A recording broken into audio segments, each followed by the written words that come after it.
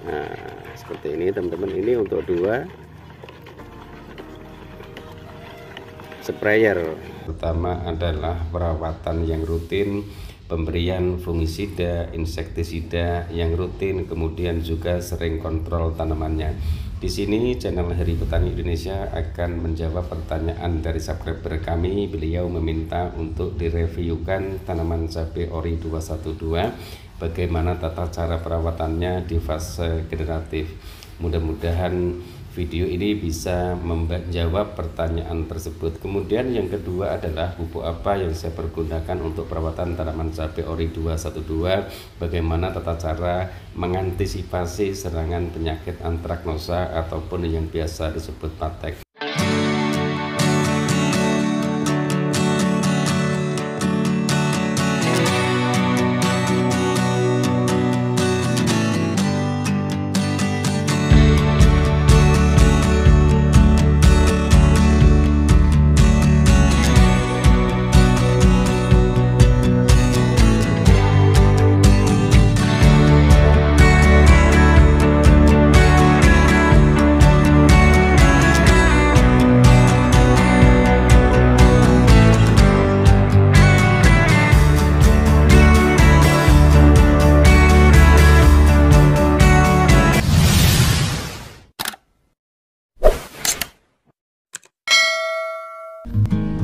Banyak hal yang harus kita pahami jika ingin melakukan penanaman tanaman cabai, yaitu konsisten dalam hal pemupukan, kemudian jangan terus ataupun selalu monoton untuk menggunakan pestisida. Jika menggunakan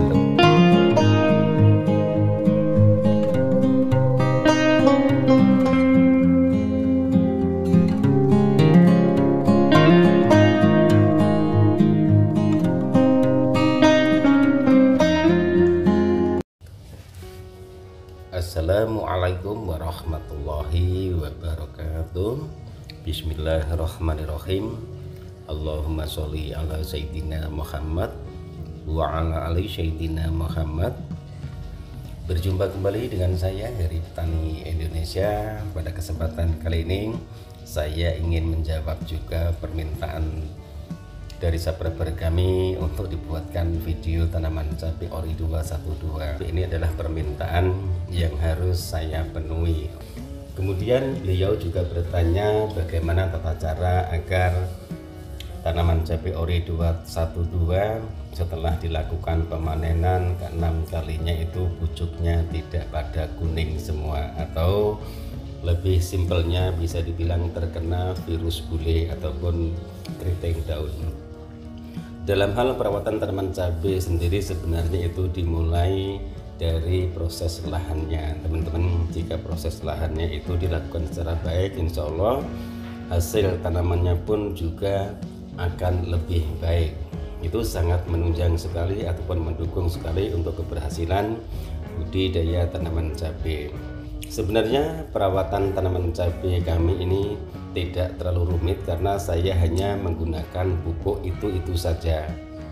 Untuk pupuk dasarannya saya menggunakan SP36, kemudian sama ZA. Kemudian sebelum pindah tanam saya kocor menggunakan asam humat, dosisnya 2 sendok makan untuk 20 liter air. Kemudian kalha, dan juga saya tambahkan si karbon, dosisnya 2 sendok semua untuk 20 liter air. Kemudian saya kocorkan di lubang tanamnya sebelum saya melakukan pindah tanam. Setelah pindah tanam, biasanya pemupukan pertama saya lakukan di usia 6-7 hari. Pupuk yang saya pergunakan yang pertama adalah asam amino, merek dagangnya Premino. Kemudian yang kedua adalah Mordanfol, yang ketiga adalah Ultradap. Dosisnya asam aminonya saya menggunakan 16 mili sampai 20 mili, kemudian Mordanfolnya 20 mili, dan juga Ultradapnya 2 sendok makan di lubang pengocoran. Pemupukan kedua di usia 14 hari masih sama. Pemupukan ketiga di usia 21 hari, pupuknya masih sama dengan dosis yang sama. Kemudian di usia 28 hari pupuknya masih ketiga tersebut, yaitu asam amino, kemudian Mordenfol, dan juga saya tambahkan asam humat. Dan untuk pemupukan yang kelima itu di usia 35 hari setelah pindah tanam, pupuknya masih sama teman-teman, hanya saya tambahkan NPK 1616, dosisnya 100 gram untuk 20 liter air. Jadi asam humatnya iya, Mordenfolnya iya, asam aminonya, kemudian ultradapnya dosisnya masih sama, hanya ada tambahan pupuk NPK 1616 100 gram untuk 20 liter air. Kemudian pertanyaan yang kedua adalah, Pak, penyepraian dilakukan di usia berapa HST, Pak? Penyepraian untuk tanaman cabai ori 212, karena tanaman cabai ori 212 itu mudah sekali terkena bule teman-teman. Jadi penyepraiannya itu saya lakukan di usia 5 hari setelah pindah tanam dengan menggunakan insektisida Abasel, dosisnya 10 mili, kemudian saya tambahkan asam amino dan juga Mordenfol, dosisnya 15 mili. Intervalnya 5 hari sekali, itu nanti sampai memasuki fase generatif. Jadi dihitung saja, kemudian bisa di rolling juga dengan fungisida. Fungisida biasanya kalau saya sendiri saya masukkan di usia 40 hari setelah pindah tanam, setelah daun tanaman cabai itu sudah mulai rimbun. Jadi terserah teman-teman semua. Kalau saya insektisida 5 hari setelah pindah tanam, 10 hari setelah pindah tanam, kemudian 15 hari, 20 hari sampai 25 hari, 30 hari dan juga 35 hari. Di usia 40 sudah saya masukkan fungisidanya. Kemudian di fase-fase generatif tadi sudah saya jelaskan semua. Di fase-fase pembungaan, pupuk yang saya pergunakan sudah tentu pasti berbeda teman-teman. Ini teman-teman, pupuknya sangat mudah sekali. Ini nanti saya akan mengaduknya langsung 5 jerigen ataupun 100 liter air. Pertama yang saya pergunakan adalah pupuk NPK Mutiara 1616. Ini sudah tradisi, ini selalu saya berikan karena kandungannya ada unsur N-nya, P dan K-nya. Kemudian yang kedua adalah Premino teman-teman. Kemudian Humic Acid Kalium, ini Impresol merek dagangnya, kombinasi asam humat dan kalium, larut dalam air sebagai bahan pembenah tanah dan pupuk organik. Kemudian juga reaksinya cepat untuk menghasilkan panen yang optimal dan berkualitas serta mempertahankan kualitas media tanam dan tanah. Jadi ini juga bisa untuk pembenah tanah juga, selain ada kandungannya kalium. Kemudian Kalha, ini juga selalu saya pergunakan, yang sering saya jelaskan. Saya Kalha ini hanya melalui pengocoran, tidak saya jadikan sarana penyepraian. Dosisnya yang tadi saya bilang, NPK saya tuang dulu teman-teman, karena NPK itu nanti untuk campuran humic acidnya ini agar tidak terjadi gumpalan. Ini humic acidnya saya menggunakan 10 sendok makan untuk 100 liter air teman-teman, jangan banyak. 2 sendok untuk 20 liter air saja sudah cukup. 2, 3, 4. Nah seperti ini teman-teman, nanti kalau diaduk itu tidak terjadi gumpalan dan larutnya itu secara sempurna. Ini humic acidnya 10 sendok makan, kemudian Kalhanya juga sama 10 sendok makan. Jadi untuk 20 liter air itu saya menggunakan 2 sendok makan karena jerigennya itu 20 liter air, dan nanti 5 gayung ini saya bagi menjadi 5 teman-teman. Jadi jangan 1 gayung, nanti dibagi menjadi 5. 10 ini sudah cukup, 10 sendok makan aja, tergantung petaninya, mau dibuat boros ya boros, mau dibuat irit juga irit. Nah, sekarang baru saya tambahkan air 5 gayung, nanti 5 gayung saya bagi menjadi 5, yaitu 20 liter 20 liter. Jadi hanya itu, penyepraiannya tetap sama. Nah nanti di usia 60 hari setelah pindah tanam itu biasanya baru saya tambahkan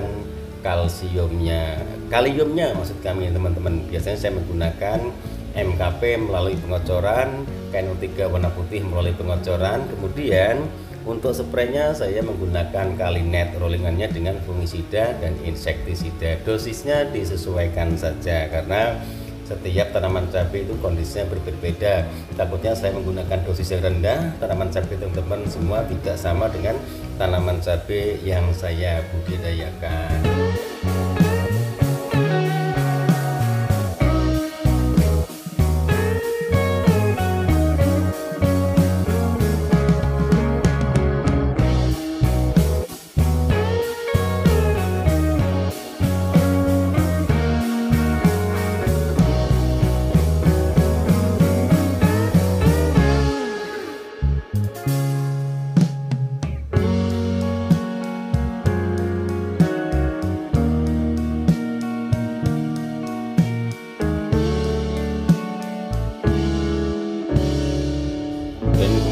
Kemarin juga ada yang bertanya, Pak, kalha itu lebih bagus dikocor ataupun dispray? Kalau saya pribadi, saya jadikan sarana pengocoran, nanti tambahannya asam humat dan juga pupuk NPK 1616. Tapi setiap petani mempunyai tata cara yang berbeda, ada yang dipergunakan melalui penyepraian.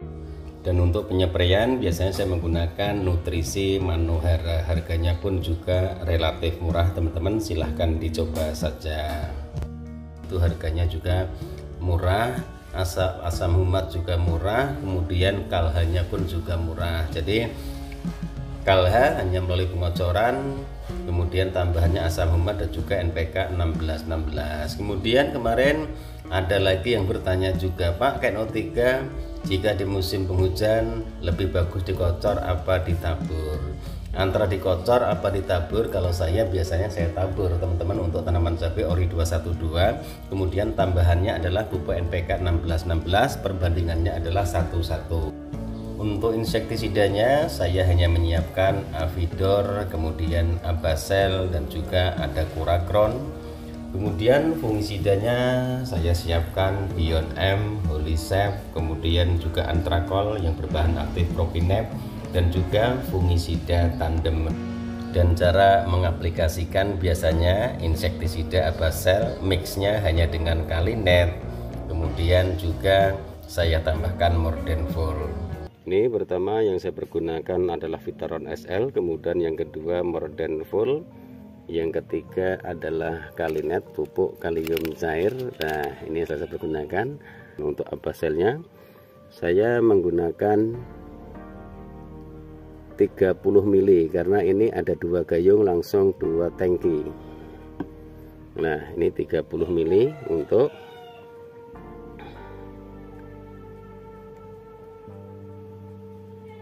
dua gayung ataupun untuk 32 liter air karena saya menggunakan sprayer ini. Kemudian Mordenfol-nya saya menggunakan 30 mili untuk 2 sprayer ataupun 2 gayung.